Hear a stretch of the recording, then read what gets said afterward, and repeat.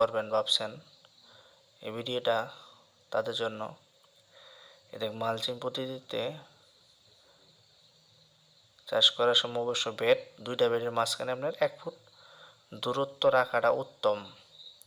তাতে আপনার আলো বাতাস ভালোভাবে পৌঁছায়, শিকড়ে রোদ ভালোভাবে পাই, খাদ্য গ্রহণ করতে সুবিধা হবে। এদের বেডের দূরত্ব একটা বেশ ওইদেন বুলটা কি দেখছেন মাটিতে বড় বড় এরকম ভালোভাবে জমিটা আমরা 3টা চাষ দেওয়া বা 4টা চাষ যতটি লাগে মানে একবারে জোড়া জোড়া বালুর মতো করে নেবেন, যাতে মাটিটা অনেক জোরে যায়, তাহলে শিকড়টা ভালোভাবে ছাড়তে পারবে গাছে। শশা চাষের জন্য এই বেডটা তৈরি করতেছে।